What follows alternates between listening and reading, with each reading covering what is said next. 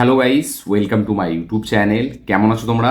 আমরা এখন কথা বলবো হচ্ছে মালায়ালামের একটি time loop fantasy thriller film নিয়ে, যেটা মার্চের 6 তারিখ থিয়েটারে রিলিজ হয় এবং সেই ফিল্মটা ফাইনালি এখন ওটিটিতে অ্যাভেলেবেল আছে। আমি ফাইনালি ফিল্মটা কমপ্লিট করলাম। এতে লিড চরিত্রে আছে আসিফ আলীর ভাই, আমাদের আসিক আলী, সে আছে এখানে।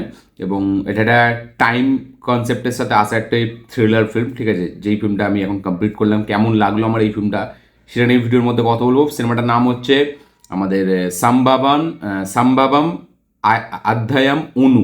সাম্বাবাম অধ্যায়াম অনু। ফিল্মটার প্রোনাউন্সিয়েশন অনেকটা জটিল, ঠিক আছে? তো এই ফিল্মটা এখন ওটিটিতে অ্যাভেলেবেল আছে, আপনি চাইলে গিয়ে দেখতে পারেন। তো কেমন লাগলো এই টাইম লুপ কনসেপ্টের ওপর আসা একটা থ্রিলার ফিল্ম, যেটার নাম হচ্ছে সাম্বাবাম অধ্যায়াম অনু, সেটা নিয়ে ভিডিওর মধ্যে কথা বলবো। চলো ভিডিওটা শুরু করা যাক। কেমন হলো এই ফিল্মটা? এক লাইনে যদি আমি কথা বলি, এই ফিল্মটা আমি আপনাদেরকে হাইলি রেকমেন্ড করব। এবং এই ফিল্মটা যে টাইম লুপের যে ব্যাপারটা, সেটাকে যেভাবে দেখিয়েছে, এতটা কমপ্লেক্সিটির সাথে এই জিনিসটাকে দেখিয়েছে না, মানে ভাই সত্যি বলছি এক্সট্রা অর্ডিনারি লাগে দেখতে ফিল্মটা। এবং যখন ফিল্মটার প্লটটা আস্তে আস্তে খোলে যে অ্যাকচুয়ালিতে কী হচ্ছে ওই জায়গাটায়, সেটা আলাদা রকম শকিং দেয়, আলাদা রকম মানে আপনাকে গুজবাম্পস দেবে। এবং এই ফিল্মটা দেখার পর মানে এখন আমরা ইন্ডিয়ানরা বলতে পারবো, ঠিক আছে, এর যে ডিরেক্টর, যার নাম হচ্ছে আমাদের সতীশন মঙ্গলুথু, মানে ভাই আমাদের কাছে একটা ক্রিস্টোফার নোলান আছে। ইয়েস, আমাদের কাছেও কিন্তু একটা ক্রিস্টোফার নোলান আছে বস। মানে মাঝখানে যেভাবে স্ক্রিন প্লেটাকে ডিজাইন করেছে, সেটা পুরো আপনার ক্রিস্টোফার নোলানের ফিল্মের কথা মনে পড়বে। সেটা আপনি ইনসেপশন, টেনেটের কথা বলতে পারেন, বা আমাদের ইন্টারস্টেলারের কথা বলতে পারেন। তো ক্রিস্টোফার নোলানের কথা এই ফিল্মটা দেখার সময় প্রচুর মনে পড়বে। এবং এতটা স্মুথলি, এতটা মানে জেনুইনলি করেছে এই যে কনসেপ্টটা, টাইম লুপের ব্যাপারটা। এবং মানে আপনাকে যে এমন জটিলতা দিয়ে দিচ্ছে যে আপনি সলভ করতে পারছেন না সেরকমও না, আবার যে একদম ইজি রাখছে সেরকম না। তো আপনি বুঝতেও পারছেন, আবার আপনি নিজে নিজে ভাবছেন যে হচ্ছেটা কি। তো এই যে জিনিস, এই দুটো জিনিসকে যেভাবে ব্লেন্ড করেছে, সেটা সত্যিই ব্যাপক।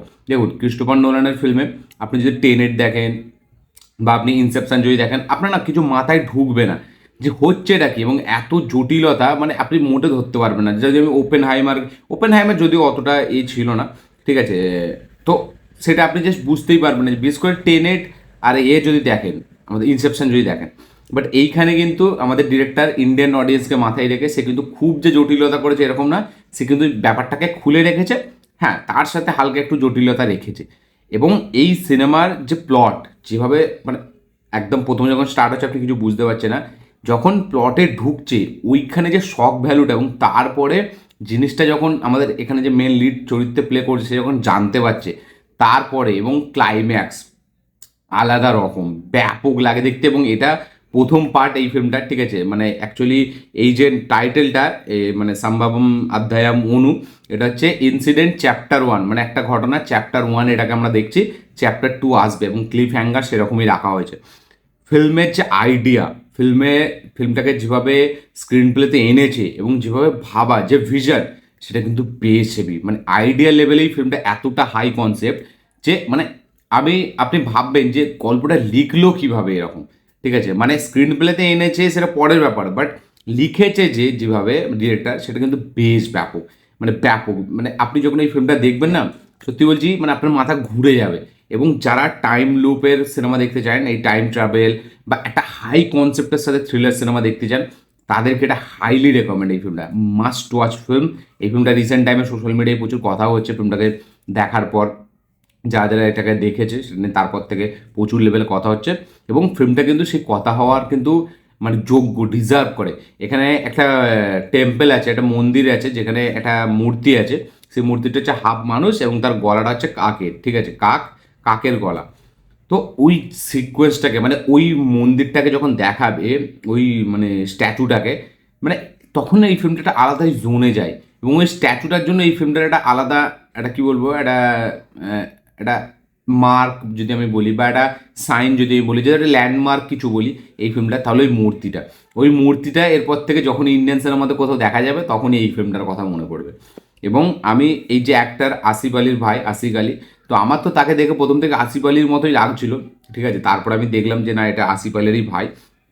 এই ফিল্মটার গল্প হচ্ছে কেরালার একটা ফরেস্টে কিছু পুলিশ অফিসার যাচ্ছে। তো প্রথমে তারা এমনি রাউন্ডে বেরিয়েছিল, তারপরে তাদের কাছে কল আসে যে কিছু ব্যক্তি যারা এরকম ফটো তুলছিল এবং তাদেরকে বাধা দেয়, তারা করছে। তো এবার তারা এটা যায় এবং তাদের মধ্যে কিছু ঝগড়া হয় এবং ঝগড়া হওয়ার পর তারা একটা পুলিশের লাশ পায়, ঠিক আছে। এবার সেই লাশটা পাওয়ার পর তারা তাকে হসপিটালে অ্যাডমিট করে।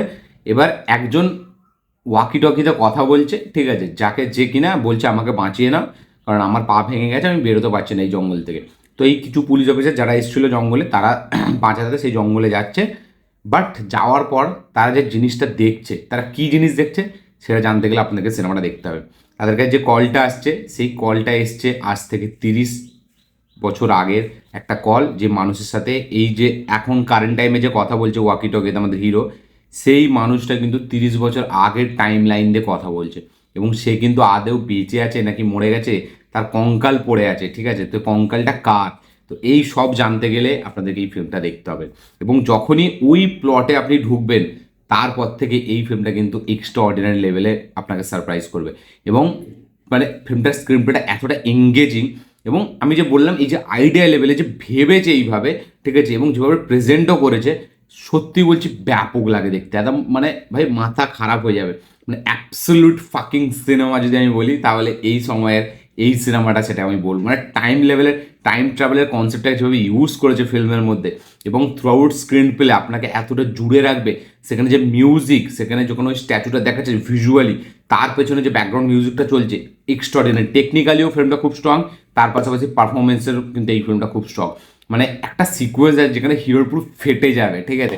মানে সে তাকে একটা ফোনে কথা বলছে যে একটা ক্যারেক্টার যে মানে মারা গেছে, যার লাশ পড়ে আছে, তার নাম হচ্ছে আশোকান। এবং এই পুলিশ অফিসারের যে ওপরের যে পুলিশ অফিসারটা যে তার সাথে আছে, তার যে সিনিয়রটা, তারও নাম আশোকান। যখন দেখছে ওইখানটা, মানে এক্সট্রাঅর্ডিনারি। তারপর আরেকজন অফিসারের নাম হচ্ছে রেজি, ঠিক আছে, যে তাদের সাথেই আছে, সে একটু আগেই ওখান থেকে গেল। বাট তার কাছে যখন কলটা আসছে, শোনা যাচ্ছে নাকি সে অলরেডি মরে গেছে, 30 বছর আগে তার লাশ পেয়েছে, ঠিক আছে, তার কঙ্কালকে করা হচ্ছে। তো এই সরি, না ভুল বললাম আমি, মানে তারই লাশ পেয়েছে, তার লাশটা পেয়েছে, এবং তাকে তার আইডেন্টি চেক করাতে দেখতে পাচ্ছে সেই ক্যারেক্টারটা হচ্ছে রেজি, যে কিনা একটু আগেই এদের সাথে ছিল এবং সে একটু আগেই বাইরে গেল।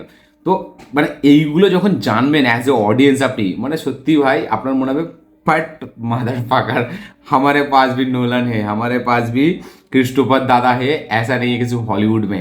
তো মানে ওই যে জায়গাটা যেভাবে প্রেজেন্ট করছে, বিশেষ করে জঙ্গলের কিছু সিকোয়েন্স, এবং যখন প্লটটা খুলছে, টুইস্টগুলো আসছে, ভাই মানে এটা যখন আপনি প্যাকড অডিয়েন্সের সাথে দেখবেন থিয়েটারে, জাস্ট সবাই সিটি মারবে।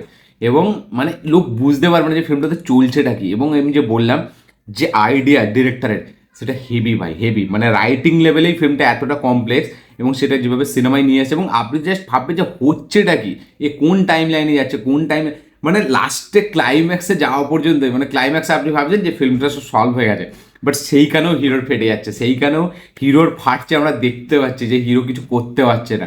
মানে তাকে পুরো জায়গাটা পুরো নিয়ে নিয়েছে। মানে যখন সে সব কিছু থেকে বেরিয়ে আসছে, তার বাচ্চা হয়ে যাচ্ছে, সে তার বাবাকে বাঁচিয়ে নিচ্ছে, তারপরে সে দেখতে পাচ্ছে তার মেয়ে, যে কিনা এই জঙ্গলে ওই যে যারা ফটোশ্যুট করছিল ওর মধ্যে একজন তার মেয়ে। এবার তার মেয়ে মানে একটা দিকে টাইম লাইনে তার মেয়ে এইমাত্র হয়েছে, তার ওয়াইফ তাকে দোলা দিচ্ছে, এবং উল্টো দিকে হিরো এখানে তার মেয়ের অ্যাক্সিডেন্ট হয়েছে, তাকে কোলে নিয়ে আছে। জাস্ট ভাবুন কি করে করলো ডিরেক্টর, এবং কিভাবে রাইটিং লেভেলে কতটা হেভি। মানে এক্সট্রা অর্ডিনারি ফিল্ম মেকিং হয়েছে, এক্সট্রা অর্ডিনারি ফিল্ম মেকিং। ফিল্মটা টেকনিক্যালি ব্রিলিয়েন্ট, ফিল্মটা পারফরমেন্স খুব সুন্দর, রাইটিং এক্সট্রা অর্ডিনারি, যে চিন্তা, যে মানে কনসেপ্টটাই এতটা হাই, তার যে চিন্তা ভাবনা, মানে তাকে যেভাবে এনেছে স্ক্রিন প্লের মধ্যে, সেটাও এক্সট্রাঅর্ডিনারি। ফার্স্ট চ্যাপ্টার এটা, সেকেন্ড চ্যাপ্টারের জন্য আমাদের ওয়েট করতে হবে। তো আপনাদেরকে আমি বলবো, যারা এই সময় একটা ব্যাপক এক্সট্রাঅর্ডিনারি, মানে আমি এই কথা বলছি না ইউথ মুভির, আমি কথা বলছি না উইথ লাভলি মুভির, উইথ লাভ, আমি কথা বলছি না থাই কিজাবির, আমি কথা বলছি না এখানে কিসকিন্দা কান্দামের মতো বা ইকো সিনেমার মতো, আমি কথা বলছি এখানে কিন্তু সেই সবের থেকেও ওপরের লেভেলের একটা সিনেমার কথা বলছি, যার নাম হচ্ছে সাম্বাবম আয়োধ্যাম অনু। First chapter highly recommended, must watch, ব্যাপক absolute fucking cinema, and well made একটা সিনেমা, ব্রিলিয়ান্টলি প্রেজেন্টেড একটা সিনেমা। মানে আপনাদেরকে এটা দেখতেই হবে, মানে ব্যাপক লাগবে, আপনারা জাস্ট উড়ে যাবেন, ছিটকে যাবেন যখন আপনার সিনেমাটা দেখবেন। দেখুন আমার তো বেশ ব্যাপক লেগেছে, এবং যখন ওই স্ট্যাচুটা দেখায়, ওই যে মূর্তিটা, সেটা একটা আলাদাই একটা সাইন জেনারেট করে, সেটা একটা আলাদাই জগৎ, আলাদা একটা ভাইবস ক্রিয়েট করে সিনেমার মধ্যে। আপনি দেখুন, দেখলে বুঝতে পারবেন আপনারা। এই জন্য আমার রিয়াকশন, এই জন্য আমার বক্তব্য। ভিডিওটা ভালো লেগে থাকলে আপনারা যারা দেখেননি দেখে নিন, যারা দেখে নিয়েছে তাদেরকে বক্তব্য শেয়ার করবেন। এই ছিল ভিডিওটা ভালো লেগে থাকলে লাইক শেয়ার কমেন্ট করে দেবেন, চ্যানেল নতুন হলে চ্যানেলটিকে সাবস্ক্রাইব করবেন, বেল আইকনটি প্রেস করতে ভুলবেন না। আর একটা কথা, মালায়ালাম ফিল্ম ইন্ডাস্ট্রি জঙ্গলকে কিন্তু এইভাবে এক্সপ্লোর করে এবং জঙ্গলটাকে খুব তারা একটা একটা সাবজেক্ট হিসাবে সিনেমার মধ্যে ব্যবহার করে। আপনি যদি ভালো করে দেখেন তাদের এই একো, কিষ্কিন্দা কান্দাম, বা আমি যদি বলি ওই সিনেমাটা পৃথ্বীরাজ সুকুমারের একটা সিনেমা ছিল এরকম, বা আমি যদি ওই ইয়ের কথা বলি, আরে এর টবিনো থমাসের একটা সিনেমা এসেছিল। তো তারা কিন্তু জঙ্গলকে খুব দারুণভাবে এক্সপ্লোর করে এবং জঙ্গলকে একটা আলাদা সাবজেক্ট হিসাবে, একটা কাস্ট হিসাবে তারা কিন্তু নেয়। তো এখানেও কিন্তু জঙ্গলের ভ্যালুটা কিন্তু আপনি সলিড বুঝতে পারবেন, মানে জঙ্গলের যে ইম্পর্টেন্স সেটা কিন্তু এখানে দেখতে পাবেন আপনারা। তো এই ছিল আমার রিয়াকশন, দেখুন, দেখলে আপনাদেরকে বক্তব্য শেয়ার করবেন। দেখা হচ্ছে পরের ভিডিওতে, ততক্ষণের জন্য বাই।